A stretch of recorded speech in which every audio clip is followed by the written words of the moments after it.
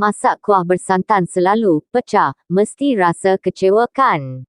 Istilah santan pecah bermaksud merujuk kepada santan yang telah digunakan sebati dalam kuah masakan. Ini menyebabkan tekstur kuah lemak, kurang aroma santan, kurang lemak dan bau aroma santan tidak naik. Buat anda jangan risau. Di sini saya akan berbagi tips memasak santan supaya tidak pecah untuk membantu anda menyelesaikan masalah pada masakan santan pecah. Tips yang pertama, sentiasa kacau. Setelah anda memasukkan santan, paling penting kacau masakan dengan perlahan-lahan dan kerap supaya campuran santan sebati dengan kuah bersama bahan masakan supaya lebih sempurna.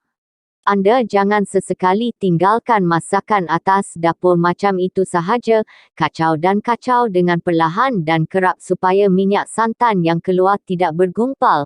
Cara ini sama seperti anda mengacau masakan lain yang biasa anda masak.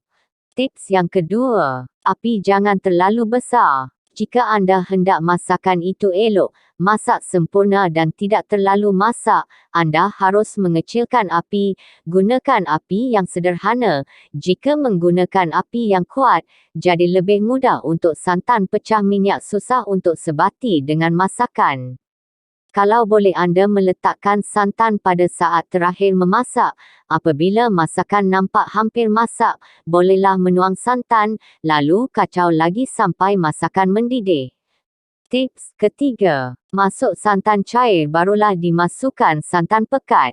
Sebenarnya bagi yang belum tahu atau baru berjinak-jinak dengan dunia masakan, santan ada dua jenis yang digunakan iaitu santan cair dan santan pekat.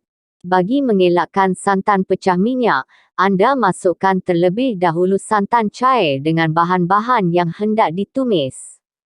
Apabila santan cair sudah merenih, barulah anda masukkan santan pekat.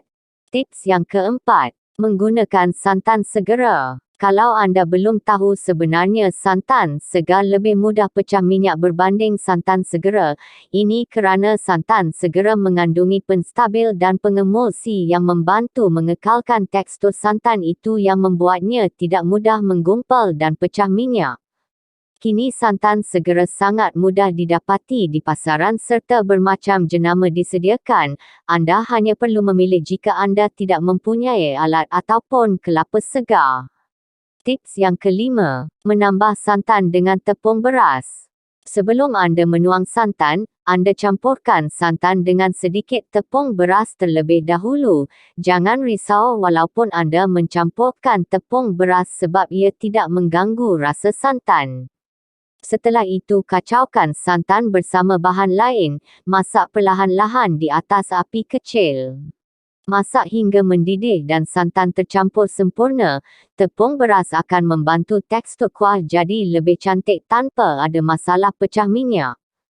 Tips yang keenam, santan dan bahan masam tidak boleh bercampur. Sebenarnya santan sensitif terhadap asam. Santan akan pecah minyak apabila bertemu dengan bahan yang mengandungi asam, oleh kerana itu jauh dan pisahkan daripada asam. Namun ada sesetengah masakan perlu mencampurkan dua bahan ini. Cara yang lebih selamat dan sempurna, masukkan santan pada akhir masakan sebelum menutup api.